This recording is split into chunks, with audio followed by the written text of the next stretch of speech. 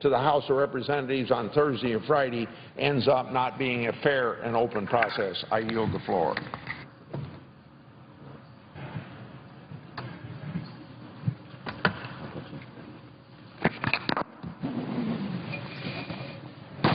Madam President. The senator from Connecticut. Thank you, Madam President. I rise to speak on the immigration bill, and I will do so particularly on the amendment process that my friend and colleague from Iowa has just discussed. But first, let me say about two of the President's nominees whose confirmation we will address later today or within the next day or so, and I would ask permission that my full remarks be entered separately in the record. Without objection. Thank you.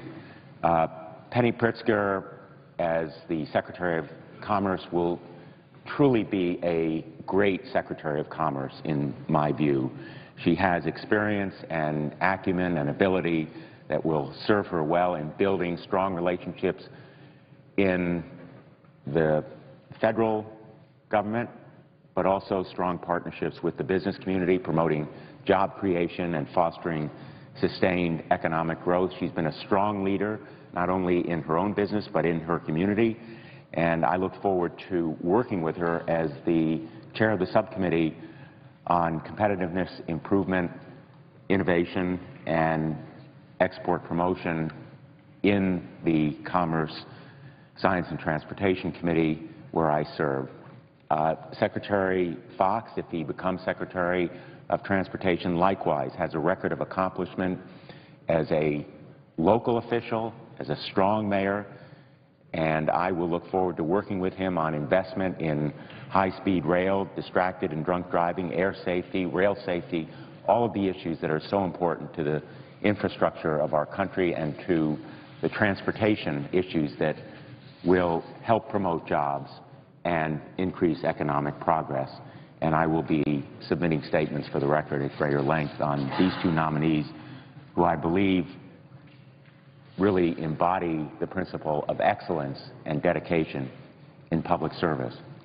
We're reaching a fateful and fiercely important moment in the history of our country when we have the great opportunity, the exciting and energizing prospect of providing a path to earn citizenship for 11 million of our fellow residents.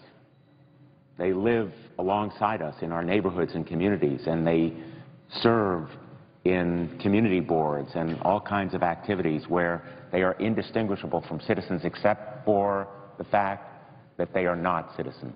11 million people living in the shadows, including young people brought to this country when they are infants or children who know only English as a language, whose home is here and know only this country as their home, whose friends in life are here, schools, and even military service.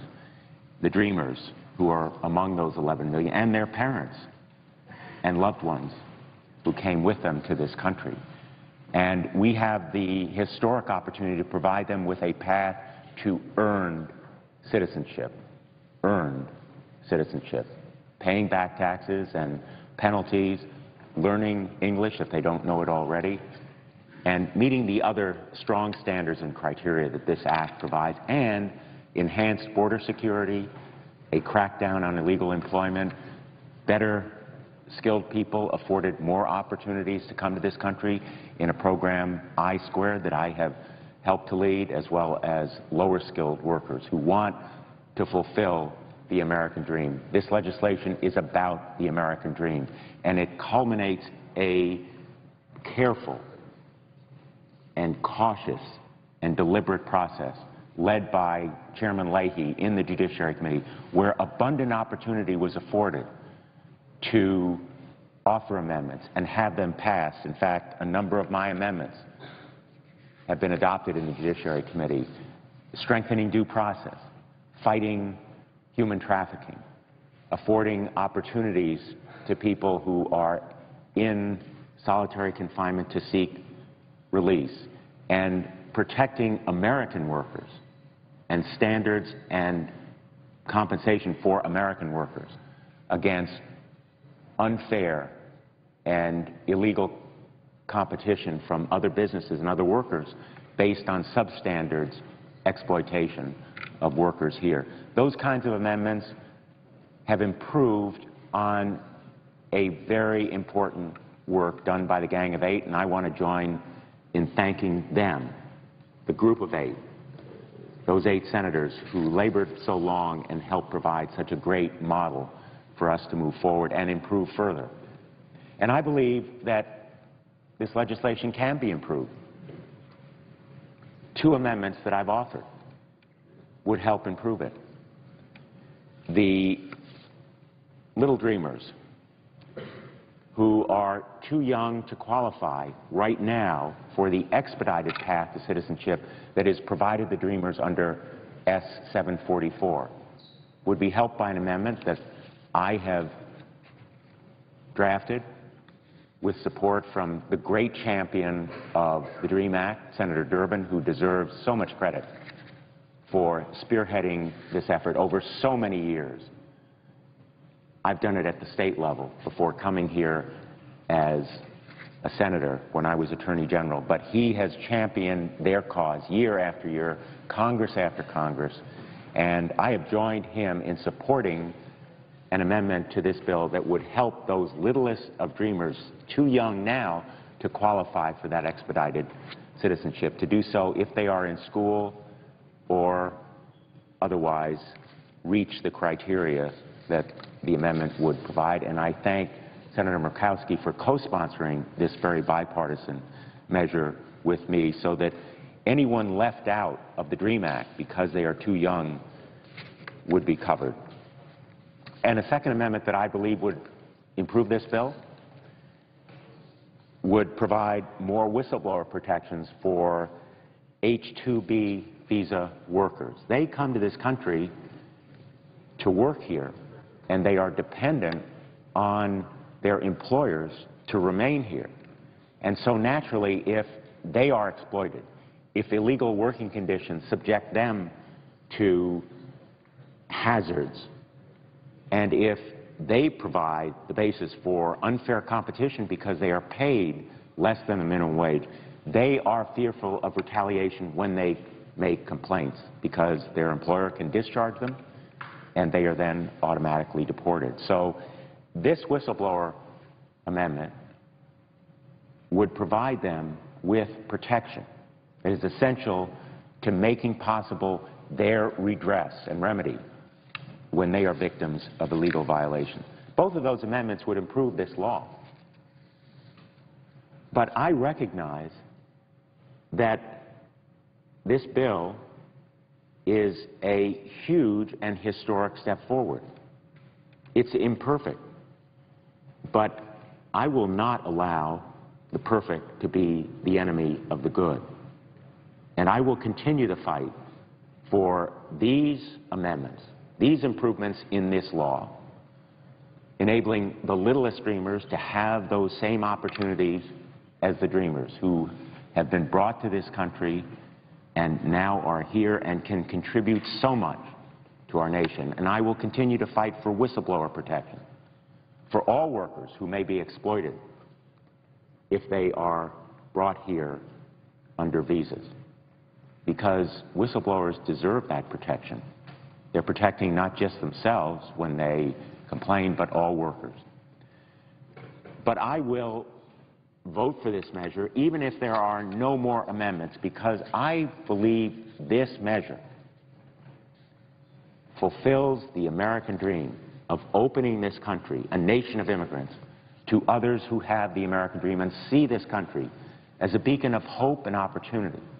Anyone who doubts it should do what I do regularly whenever I have the opportunity on a Friday in Connecticut, going to our federal courthouses and attending the immigration and naturalization ceremony.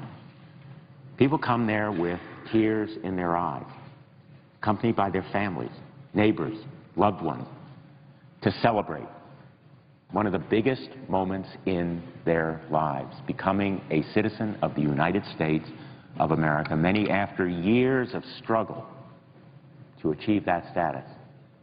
physical struggle to reach our shores, emotional separation from their families abroad, and professional hard work, embodying the best about America. And I thank them for becoming United States citizens. I thank them for not taking for granted what all too many of us do, the great privilege and right of being a citizen of the United States. Let us seize this moment as a nation of immigrants to open our doors once again, open our hearts to those 11 million people who want simply that path to earned citizenship. A historic and rare moment in our history when the American people have come together in a deep and enduring consensus that now is the time to strengthen border security, as the amendment adopted yesterday would do, to crack down on illegal hiring, as this bill would do, to make possible for millions of Americans what my father did, what others did, to become citizens of the greatest country in the history of the world. We owe it to ourselves, as well as to our children, to give them that opportunity, and our nation the opportunity to benefit from their strengths and talents and energy, and yes, their dedication to the country that has given them this historic opportunity. Thank you, Madam President. I yield the floor.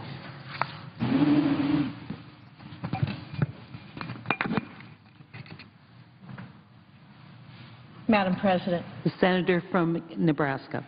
I would ask unanimous consent to speak for 10 minutes. Without objection. Thank you, Madam President. I rise today to express my deep disappointment with the current immigration reform legislation and the extremely limited opportunity for senators to amend this bill. Although I was not a member of the United States Senate in 2009, I watched the debate on Obamacare closely. I was amazed that the world's greatest deliberative body could vote on such a massive change to federal policy without having time to read or adequately amend the bill. Failure to fully comprehend the consequences, intended or otherwise, left many Americans skeptical, and rightfully so. We were told the need to act justified passage of this massive bill, and we were admonished that we needed to pass the bill to find out what's in it. The American people were not pitched sound policy. The American people were pitched sound bites. Public polling suggests the American people still haven't bought it, and with good reason. Just a few years later, Americans are just starting to learn the devastating, real-life impact of the flawed health care policy, including the loss of current benefits and the sticker shock of rising premiums. The litany of broken promises seem endless. Yet here we are again, another dire problem in desperate need of a solution, and this time it's immigration. I agree, and Nebraskans agree, that we must address the problem of illegal immigration. The status quo is unacceptable. Our border remains dangerously insecure, and 11 million illegal immigrants currently enjoy de facto amnesty. We are told, Madam President, that there is only but one solution, or rather, we are only allowed to vote on one solution that has been agreed upon behind closed doors by the majority leader and a small group of senators. We are told we have no choice but to pass this bill. The pundits in Washington, they tell us that failure to pass Comprehensive immigration reform will leave the Republican Party in an uncertain electoral wilderness. Well, I, for one, am more concerned about the future of this nation, the future America I will leave to my children and my grandchildren, than I am about any political party's electoral prospects. We are told that simply devoting tens of billions of dollars with no plan, that will solve the problem. We've tried throwing big money at big problems in the past. You know, it didn't work then, and it won't work now. Some have suggested that there has been plenty of time to read and revise this bill. They argue that there's only 119 pages of changes that have been added to the 1,200-page piece of legislation before us. But those changes, they're spread across and throughout the entire language of this bill. There's been little fixes here and there. But if you blink, you might miss an important word that's been dropped or a clause that's been added, and the result is a lasting effect on generations to come. Some of these changes include special carve-outs, similar to the Cornhusker kickback, that helped bring Obamacare across the finish line. Nebraskans know exactly what I'm talking about. These new carve-outs include special treatment for the seafood industry, special treatment for Hollywood, and extensions of the failed stimulus program. I'm disappointed that the Majority Leader has once again rushed a bill of this magnitude and impact. It's just another artificial deadline imposed by the Leader, just so members can make it back for some backyard barbecues. That's disappointing. I don't sit on the Judiciary Committee. The only opportunity I and 82 other members of the United States Senate have to offer amendments to reform the flawed aspects of this bill is through floor debate. Yet we're being denied that opportunity by the Majority Leader. So far, we've only voted on 9. That's 9 amendments. Given the emotional, controversial, and the complicated nature of this issue, reforms are not made easily. We have a duty to make sure that we get it right and that we avoid the mistakes of the past. I've always believed that before we address any form of legislation that deals with the legalization for our undocumented population, we must first fully secure the border. Without a fully secure border, the United States will find itself in the same dire straits down the road. Yet the amendment offered by Senators Schumer, Corker, and Hoeven falls short of this very necessary goal. We need a proposal that brings about verifiable, measurable results along the southern border. I support a carefully crafted border security plan that is strategy-driven, cost-effective, accountable, and responsive to the needs of law enforcement officials. And those law enforcement officials have expressed concerns with the legislation before us. The Schumer, Corker, Hoeven amendments attempt to reach a compromise on border security metrics has resulted in vague, ineffective standards. The border security amendment I filed would provide needed oversight to ensure border security goals are being achieved and maintained in a timely fashion. It requires the Secretary of Homeland Security— Madam President, The Majority Leader. could I ask the distinguished senator from Nebraska for me to offer a unanimous consent request? Yes. Without objection.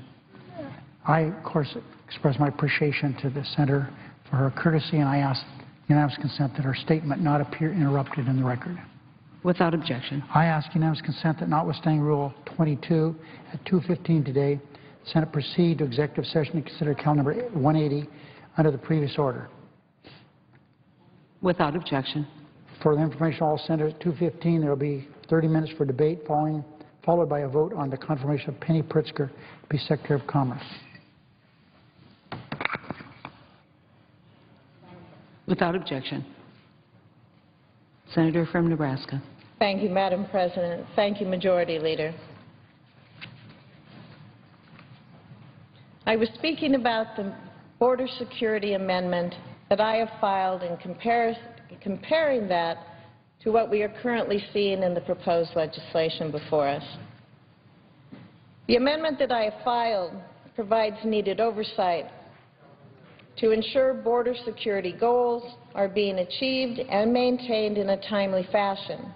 It requires that the Secretary of Homeland Security and the Commissioner of Customs and Border Patrol submit a written certification that all border goals have been met.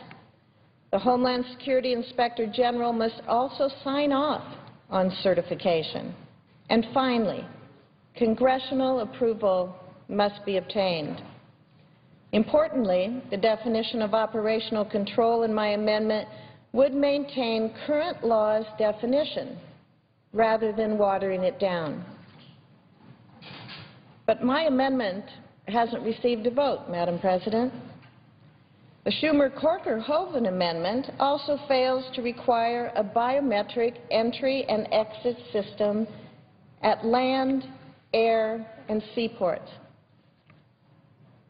Instead, it simply provides a basic electronic screening system, and only at sea and airports, not land ports of entry. This is absolutely unacceptable, and it is remarkably weaker than the border security provisions in the 2006 and 2007 comprehensive immigration bills, which required implementation of a biometric entry-exit system. The border security amendment I filed implements a biometric entry-exit system at all points and ports of entry. But my amendment hasn't received a vote. Border security is a question of national security.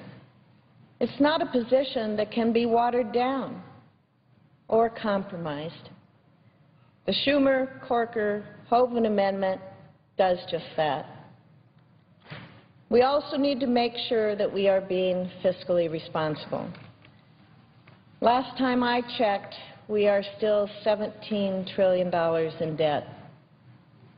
Yet this amendment throws $46.3 billion at border security with no plan from the Department of Homeland Security detailing how that money is going to be used. There is no clear justification for the amount detailed in this request. There is absolutely no strategy driving this funding request. There is also not nearly enough accountability. The reporting requirements to Congress are toothless. I reject, and I suspect Nebraskans reject, the idea that massive amounts of spending alone are the solution to our border security problem. In addition to the lack of strategy behind the funding, I'm concerned that this legislation provides legalization first and border security second. Specifically, this legislation creates a loophole allowing certain people who have overstayed their non-immigrant visas to obtain a green card without returning home. The Schumer-Corker-Hoeven amendment also creates a number of loopholes for criminal aliens to remain in our country. Under their proposal, the Secretary of Homeland Security has broad authority to waive deportations for certain criminal activity. For example, It would allow many members of criminal gangs to gain entry and the legal right to remain in the country. In a written statement, Immigration and Customs Enforcement Council President Chris Crane stated, and I quote, "The 1,200-page substitute bill before the Senate will provide instant legalization and a path to citizenship to gang members and other dangerous criminal aliens, and handcuff ICE officers from enforcing immigration laws in the future. It provides no means of effectively enforcing visa overstays, which account for almost half of the nation's illegal immigration crisis," close quote. The list of problems, Madam President, goes on. In short, this legislation and the Schumer-Corker-Hoeven amendment remains fatally flawed. The American people demand, and they deserve, a better policy. I'm committed to working on lasting solutions that will reform our immigration system once and for all. But let me be clear. I will not support legislation simply because it might be vogue or politically expedient or could ingratiate me with the Inside the Beltway Club. I vote for legislation if it is sound policy and if it will improve the lives of hardworking taxpayers and if it reflects the values of Nebraskans. And this legislation, Madam President, has a long ways to go. Will the Senator yield for a Thank question? Will the Senator yield for a question? Yes, I will. Have you ever been to the Arizona-Mexico border?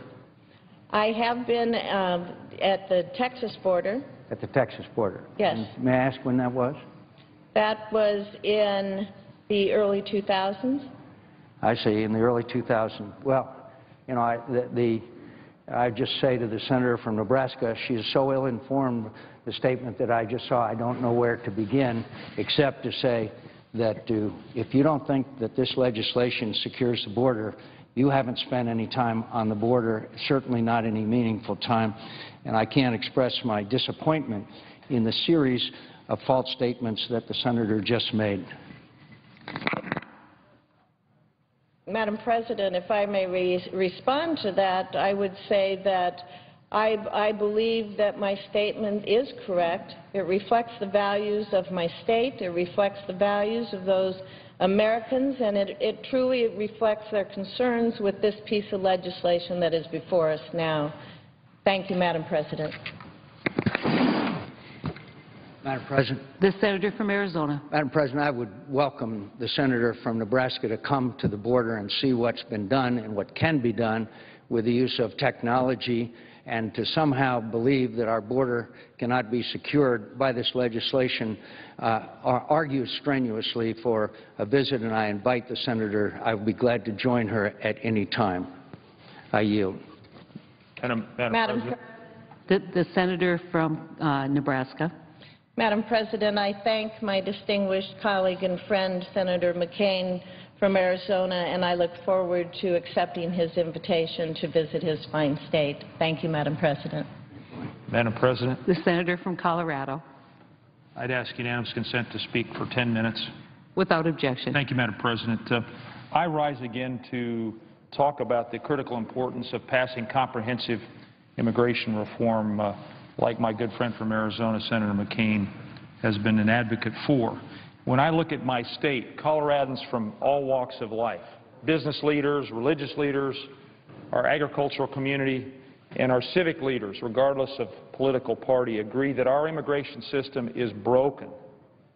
And now we've run out of excuses to sit on our hands. And this problem, and by the way, I see this problem as an opportunity, and I want to discuss why I see it as an opportunity. It has touched every corner of our society, and this call for action has become too loud to ignore. But despite such widespread agreement on the need to move forward, there remains a vocal minority in our chamber and across the country concerned about the consequences of reform.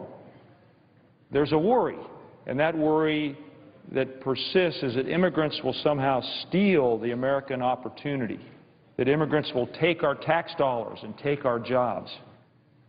But let me say this. All of us here in the Senate agree strongly that we should not be writing policy in Washington that would endanger American jobs.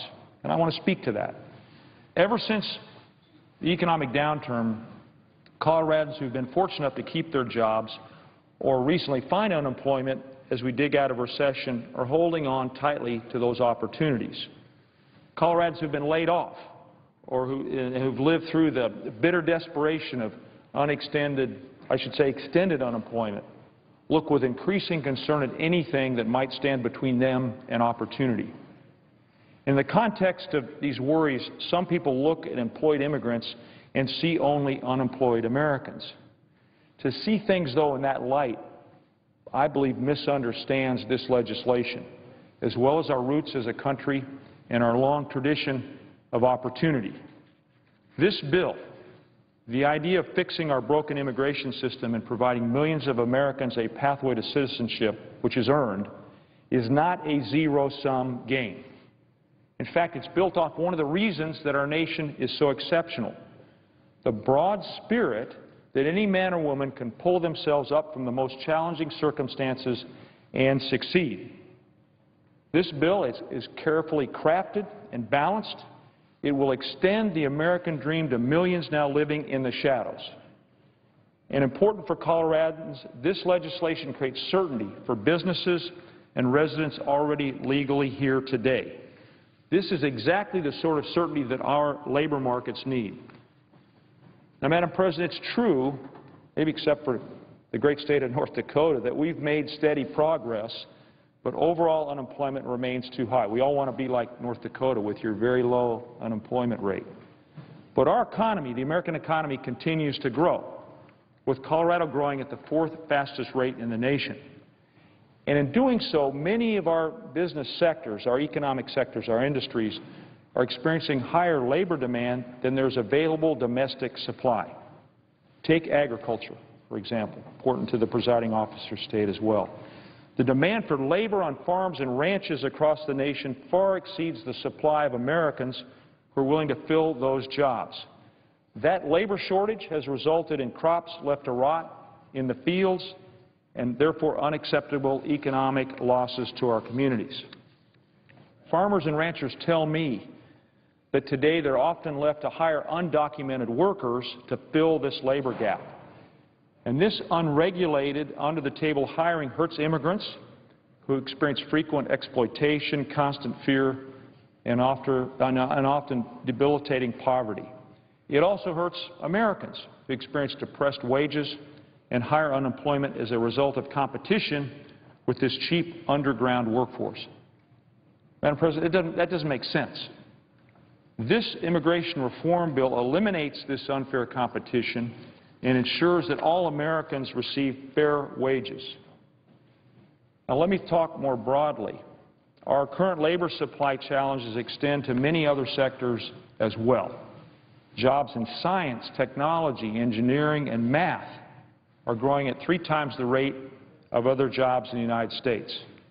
With that in mind, and in spite of high levels of unemployment, nearly 100,000 valuable American-based positions in critical high-tech firms like IBM, Microsoft, and Intel have been left unfilled. And by 2018, estimates are that this number will increase to 230,000. Now, this bill, which we're so close to getting across the finish line, focuses heavily on breaking down barriers in our current immigration and visa system to help fill this staggering labor gap and spur our economy in the process. The more flexible market-based system for visas included in this bill will ensure our immigration system only brings workers here that businesses need. Moreover, this bill will ensure that Americans get a first pass at jobs before foreign workers are eligible to fill them. That's an important element, one that Coloradans have told me that they demand. But it's not only about ensuring that the bill before us today doesn't displace current U.S. citizens. I would point out to my friends who are skeptical of this effort that immigrants in this country also have an incredible, a phenomenal history of creating jobs. Let me share a couple of numbers with everybody. Between 1990 and 2005, immigrants started 25% of the highest growth companies in this country, directly employing over 200,000 people. And since 2007, immigrant-founded small businesses have provided employment for 4.7 million people and generated almost $800 billion in revenue. Big-time American companies like Intel, Google, eBay, and Sun Microsystems were all created by immigrants, companies that helped form the very roots of our thriving tech industry. Madam President, let me take a minute and thank the Gang of Eight specifically for their efforts to include a section in the bill that creates the INVEST program, which focuses on incentivizing entrepreneurs like the founders of these iconic companies to come to the United States. This program, which draws on the bipartisan Startup Visa Act I introduced with Senator Flake and includes the work of Senators Moran, Warner, and others, will ensure that the next generation of entrepreneurs and job creators can stay here in the United States and create good American jobs. Last week, after listening to advocates, Senator Warner and I filed an amendment that we think would bolster these provisions even further, and we certainly hope our colleagues will think that this is a good enough idea to include it in the final legislation. Programs in the underlying bill, like INVEST, will help supercharge our economy by helping create thousands of jobs over the next decade. Ralph Waldo Emerson once said, "America is another word for opportunity." And we take pride in our rich history of being a country where the key to earning a valued place in society is through ability and determination, where immigrants from all over the world, alongside third and fourth generation Americans, can earn an honest living or start a business. It's incumbent on us as members of Congress to actively ensure that America remains the land of opportunity. And, Madam President, that starts with our children, including undocumented children, our dreamers, who know no other place but here as their home. And I want to close by talking about a dreamer, Oscar. I want to make the case for Oscar and his family. Oscar and his brothers, Juan and Hugo, are the children of parents who illegally immigrated into the United States, bringing their kids with them, and they now live in my state of Colorado. And throughout their entire lives, they've lived in fear of the black cloud of deportation that's hung over them. I had the pleasure of meeting Oscar here in Washington a couple of months ago. He had a very simple request for a kid who grew up here in the United States. He wanted the opportunity for himself and his brothers to come out of the shadows and become someone. Where are Oscar and his brothers right now? They are in college pursuing degrees in engineering and psychology. Let's design a common sense policy that would allow them to work after they graduate.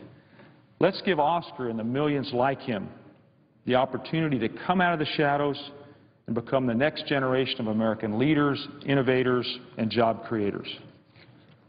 So, Madam President, this week we're faced with a choice. We can put into place a bill that was negotiated by members of both sides of the aisle, one that takes historic steps, far-reaching steps to secure our borders and provides a tough but fair pathway to legal status and an exit from the shadows for those who are here illegally. A bill that will help crack down on employer exploitation and help give American businesses the secure and stable workforce they deserve. Or we can try and delay this bill and continue on with a broken system that continually undermines our economy by keeping millions in the shadows, a system that denies the best and the brightest a viable path to citizenship and instead would encourage them to create jobs abroad for our global competitors like China and India. Let's not deny Oscar and his brothers the opportunity to come out of the shadows and be the next generation of American leaders. Let's continue to work on amendments, and let's pass this comprehensive immigration reform bill this week. Madam President, I thank you for your patience, for your forbearance, and I yield the floor. Under the previous order, the Senate stands in recess until 2:15 p.m.